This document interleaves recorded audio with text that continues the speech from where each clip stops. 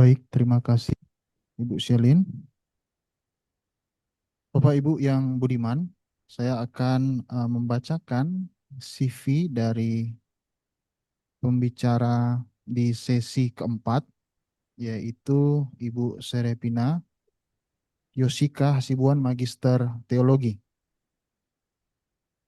Ibu Serepina memperoleh pendidikan S1 Teologi dari Institut Injil Indonesia dari tahun 2009 hingga tahun 2015.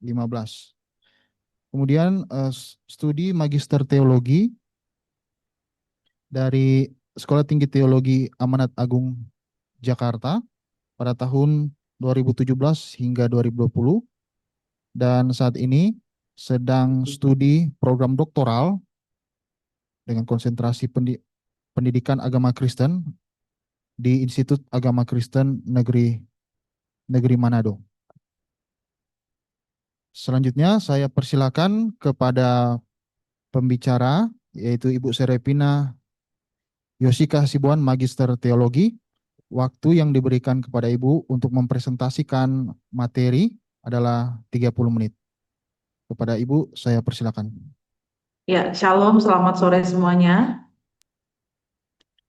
Terima kasih untuk panitia yang boleh memberikan kesempatan kepada saya sebagai salah satu pembicara. Pada momen simposium ini, saya memikirkan satu ide yang memang juga menjadi pergumulan saya mulai dari penulisan tesis dan nanti juga ada dalam penulisan disertasi saya. Dan saya merangkumnya menyesuaikan dengan tema yang diberikan oleh panitia berkaitan dengan karya penyelamatan Allah bagi dunia yang terluka. Oleh sebab itu, sebagaimana tadi dibacakan, saya ingin membagikan satu ide, satu inovasi yang masih jarang sekali dikorek atau dipakai untuk penelitian yang berbasis teologi ataupun PAK, yaitu tentang teori identitas sosial. Jadi judul yang saya pakai, identitas dan pemulihan komunitas.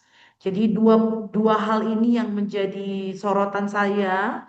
Lalu kemudian membaca karya penyelamatan Allah dalam PL melalui perspektif identitas sosial, menggunakan teori identitas sosial dan bagaimana pentingnya konstruksi teologis ini untuk merespon dunia yang sedang terluka. Nah, kurang lebih seperti itu gambaran ide yang saya berikan. Jadi, Bapak Ibu, fokus diskusi kita pada sore hari ini itu berkaitan dengan komunitas yang ada dalam Perjanjian Lama. Kita tahu bersama bahwa bangsa Israel itu menjadi satu komunitas penting, bahkan utama. Kalau di dalam bentuk drama, dia menjadi pemeran utama di dalam cerita Perjanjian Lama. Tapi juga saya memfokuskan diskusi kita ke pembentukan identitas. Jadi bukan sekedar membaca teks PL sebagai bentuk sejarah atau cerita, tapi bagaimana dalam teks tersebut tersirat pembentukan identitas sosial. Dan kemudian selanjutnya melihat signifikansi pembentukan identitas sosial ini bagi karya keselamatan Allah pada dunia yang saat ini melalui perspektif teori identitas sosial. Jadi, satu hal yang perlu di-highlight di sini adalah pendekatan teori identitas sosial tidak saya pakai sebagai kerangka ontologis yang menggantikan teologi, tapi justru sebagai alat analisis tambahan. Jadi, seperti lensa tambahan untuk memperkaya teologi. Bukan berarti teologinya terlalu dasar, tidak, tapi paling tidak ini membuka inovasi baru interdisipliner di mana teori disiplin ilmu dari psikologi sosial juga bisa memberikan satu manfaat tersendiri dalam pembacaan teks Alkitab khususnya dalam Perjanjian Lama. Jadi Bapak Ibu, dengan demikian pendekatan SIT ini tidak bertujuan untuk mereduksi realitas teologis, tetapi untuk menjelaskan bagaimana realitas tersebut diartikulasikan lebih jelas, dipahami lebih dalam, bahkan dihidupi dalam komunitas iman yang terus relevan. Dalam dunia yang terluka dan fragmentasi ini, pembacaan karya keselamatan Allah itu melalui dalam Perjanjian Lama melalui lensa teologis dan social identity theory itu menyingkapkan bagaimana identitas umat dibentuk sebagai dasar transformasi. Sekali lagi, bagaimana identitas umat dibentuk sebagai dasar transformasi dan pemulihan komunitas. Dalam perspektif SIT, karya keselamatan Allah dalam Perjanjian Lama tidak hanya bicara tentang bagaimana tindakan ilahi yang membebaskan, tidak hanya bicara tentang Allah yang berinisiatif tetap untuk membebaskan umat, tetapi juga bagaimana Allah dalam hal ini teks menceritakan proses pembentukan identitas Israel sebagai komunitas yang dipulihkan oleh Allah, di mana rekonstruksi identitas kolektif tersebut selanjutnya berdampak pada perubahan, berdampak pada aktualisasi mereka, dan berdampak pada transformasi hidup mereka, dan itu tentu efeknya adalah ke dunia sekitar Israel. Dan itu sebabnya teori ini sangat membantu kita untuk membaca teks karya keselamatan Allah lewat Israel ini dengan lebih clear gitu. Nah, dua pertanyaan yang ingin saya ajukan untuk diskusi ini adalah pertama, bagaimana memahami pemilihan bangsa Israel dalam kerangka penyelamatan dunia yang terluka. Dan khususnya pemahaman ini dari perspektif teori identitas sosial. Lalu pertanyaan yang kedua, apa peran komunitas bangsa Israel dalam karya penyelamatan dunia yang terluka ini? Jadi pertama bicara bagaimana cara memahami pemilihan Israel sebagai sebuah komunitas. Kedua, apa peran komunitas tersebut? Nah, Bapak Ibu yang saya mau bicara tentang deskripsi dulu, siapa itu Israel dan kenapa Israel dipilih. Kita tahu bersama dalam pemahaman teologi kita, Israel itu dipahami sebagai komunitas yang terbentuk melalui inisiatif ilahi. Allah sendiri yang menginisiasikan terbentuknya satu umat pilihan Tuhan yang mengkonstruksi identitas kolektif mereka sebagai umat pilihan. Umat pilihan ini frasa yang berulang kita baca berulang ditulis baik dalam PL maupun dalam BB.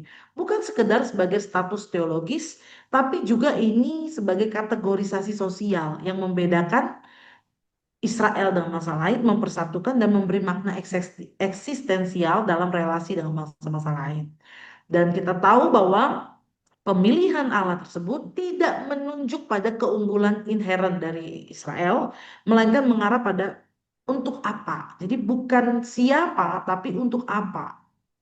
Untuk apa? Artinya bicara peran Israel dalam mempresentasikan karya Allah di tengah-tengah dunia.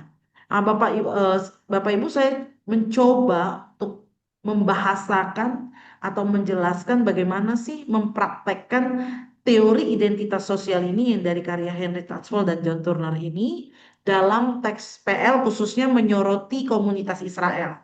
Jadi kurang lebih ada 4 tahapan untuk pembentukan identitas atau pemilihan Israel sebagai sebuah komunitas. Yang pertama itu dinamakan social categorization atau kategorisasi sosial. Dalam tahapan ini kita membaca teks, kita melihat begitu banyak perbandingan antara Israel dengan bangsa-bangsa lain. Israel sebagai bangsa pilihan versus bangsa-bangsa lain goim yang tidak kenal Allah Yahweh. Jadi pemisahan ini bukan sekedar narasi untuk menceritakan A dan B, tetapi ada kategorisasi sosial yang betul-betul digambarkan oleh teks. Dan ini kita melihat juga dari label mereka sebagai umat perjanjian versus umat yang tidak mengenal Allah, atau umat kudus versus umat najis dan seterusnya. Jadi secara teknis kategorisasi ini tampak sekali dalam banyak tulisan PL baik hukum Taurat, narasi Eksodus maupun juga dalam tradisi imamat. Misalnya hukum tentang makanan, hari Sabat, sunat, itu bukan hanya bicara aturan, tetapi juga bicara kategorisasi sosial. Pembedaan Israel dan umat yang lain. Siapa saya, siapa kita, dan siapa mereka. Artinya komunitas. Siapa Israel dan siapa bangsa-bangsa lain. Dalam perspektif SIT, proses ini adalah proses kognitif yang tentu akan menyederhanakan realitas kolektif mereka. Mereka akan semakin tersadar, oh berarti kita ini adalah suatu komunitas yang berbeda dari komunitas yang lain. Dan ini memang sengaja ditunjukkan oleh teks. Artinya, untuk menciptakan struktur identitas yang kolektif, itu diperlukan kategorisasi sosial. Nah, tahapan kedua itu bicara tentang social identification, di mana di dalam Perjanjian Lama juga terlihat banyak sekali teks-teks yang secara eksplisit menjelaskan atau mendeklarasikan siapa sih Israel ini. Identifikasi Israel. Kami adalah umat Yahweh. Dan ini sebuah deklarasi yang bukan sekedar penyampaian, tetapi ini bicara identifikasi sosial. Di mana identifikasi sosial itu individu-individu dalam komunitas mulai mengidentifikasi diri dengan kelompok tersebut. Kelompok yang dalam hal ini adalah kelompok Israel. Dan dalam konteks Israel ini berarti pertama menginternalisasikan identitas sebagai umat pilihan Allah. Lalu kemudian menghadapi menghidupi narasi itu secara bersama-sama dalam komunitas dan berpartisipasi dalam praktik komunal. Artinya ada partisipasi sebagai bagian dari komunitas itu. Nah, identifikasi ini tidak hanya bersifat formal, tetapi juga emosional dan teologis. Kenapa? Karena ketika seperti tadi saya mengutip kalimat pembicara yang kedua, pembicara utama kedua, Pak Himawan, kalau ada kesadaran bahwa seseorang itu menjadi bagian dalam komunitas, itu tidak hanya mempengaruhi kognitifnya, tetapi juga mempengaruhi emosionalnya. Begitu. Jadi secara teknis tahap yang kedua ini dalam liturgi ibadah mereka, mereka mendeklarasikan bahwa kita adalah umat Yahweh. Dan misalnya juga dalam ulangan bisa kita lihat di situ, Shema Israel juga sebuah deklarasi yang mengidentifikasi kelompok Israel. Nah, tahapan yang ketiga itu disebut social comparison atau perbandingan sosial. Jelas bahwa di dalam Perjanjian Lama ada banyak sekali tulisan-tulisan yang menggambarkan perbandingan antara Israel dengan bangsa lain.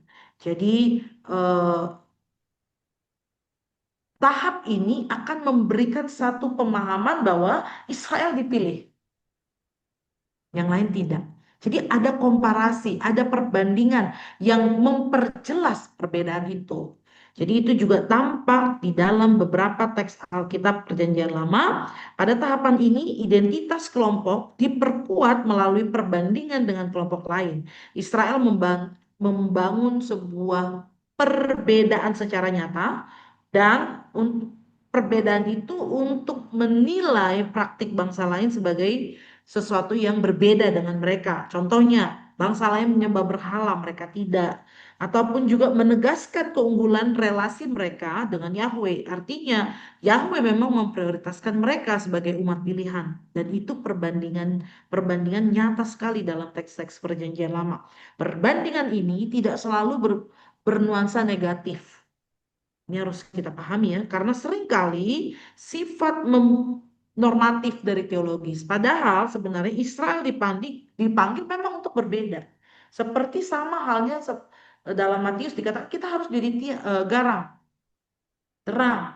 Artinya harus ada perbedaan. Bukan berarti perbedaan itu bicara diskriminasi, tidak selalu seperti itu. Lalu kemudian yang keempat tahapan boundary construction atau konstruksi batas. Tentu pembedaan perlu ada batasan-batasan untuk semakin memperjelas kelompok atau komunitas. Ini adalah tahapan yang paling konkret dan sangat praktis sifatnya dalam perjanjian Lama.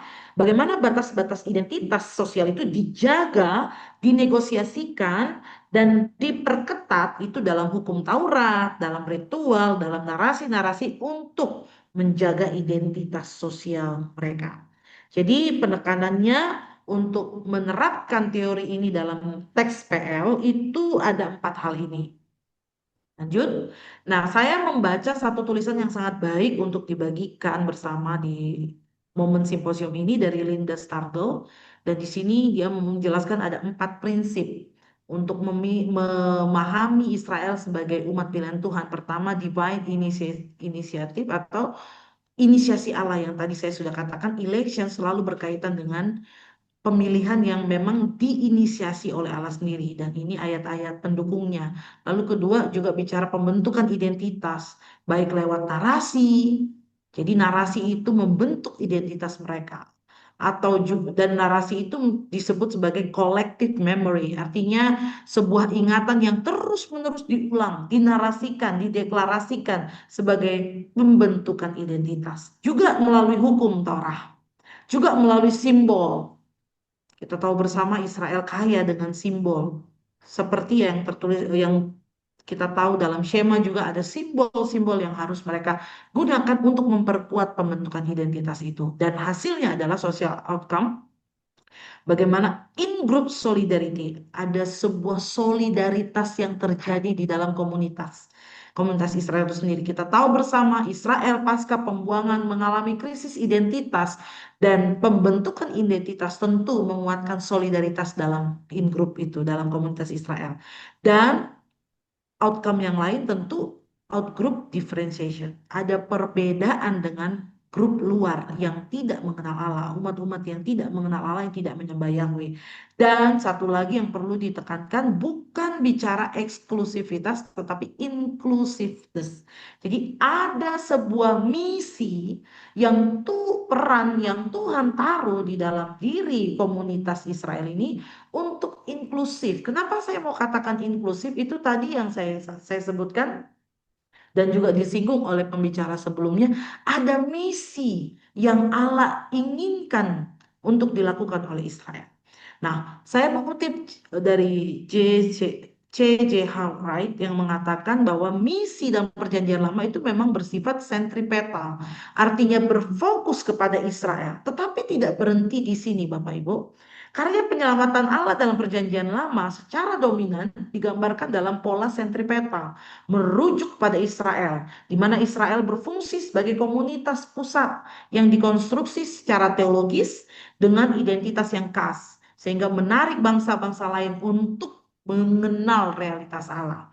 Dan di sini identitas Israel itu dibentuk sebagai komunitas yang berbeda, tetapi juga supaya menjadi pusat daya tarik. Nah, ini yang menjadi catatan saya untuk diperhatikan, bahwa mission centripetal mission itu berfungsi, berperan untuk menjadikan Israel sebagai pusat daya tarik. Orang-orang, bangsa-bangsa lain melihat seperti apa Allah, realitas Allah dalam diri umatnya. Jadi ini berbicara tentang peran Israel. Jadi bagaimana Allah itu merepresentasikan identitasnya di dalam komunitas Israel. Dan ini untuk dilihat oleh bangsa-bangsa lain. Jadi Israel berperan sebagai komunitas representatif yang dibentuk melalui identitas kolektifnya untuk mewujudkan dan mencerminkan serta menyalurkan karya keselamatan Allah itu kepada bangsa-bangsa. Nah, ini saya mau mengaplikasikannya bangsa-bangsa dalam perjanjian lama, kita refleksikan ke dunia kita yang terluka sekarang. Melalui penafsiran yang saya ajukan, saya usulkan ini, kita bisa melihat bahwa penafsiran dengan pendekatan SIT ini menegaskan karya keselamatan Allah dalam perjanjian lama itu tidak hanya dipahami sebagai tindakan ilahi yang membebaskan individu, tetapi juga proses untuk membentuk identitas kolektif sebagai umat Allah, dan identitas ini dibentuk lewat narasi, lewat hukum, lewat simbol, sebagaimana dikatakan Strangle tadi, sehingga mereka menjadi komunitas yang berbeda sama sekali, sekaligus merepresentasikan Allah di tengah-tengah bangsa. Selanjutnya, identitas ini bukan menjadi tujuan akhir, karena identitas itu menjadi sarana melalui mana Israel memediasi dan mewujudkan, bahkan menghadirkan pemulihan Allah secara konkret, sehingga kasih Allah itu dapat dialami oleh dunia secara umum, yang terlebih dalam kondisi yang terluka ini, bahkan di seluruh dimensinya. Jadi refleksinya buat kita saat ini, sudahkah dunia yang terluka itu tertarik melihat kehidupan umat Kristen, atau justru kita menjadi batu sandungan di tengah masyarakat? Jadi alih-alih kita frontal keluar, lebih baik kita menggambarkan diri kita sebagai umat pilihan Tuhan yang memang berbeda. Kita punya kualitas yang berbeda. Dan akhirnya orang-orang yang tidak melihat, tidak percaya atau yang belum percaya itu rindu untuk masuk dan bergabung dalam komunitas ilahi ini. Itu yang menjadi sebuah konklusi dari saya yang bisa saya bagikan kepada rekan-rekan. Pada kekurangan saya mohon maaf. Terima kasih untuk waktu yang diberikan.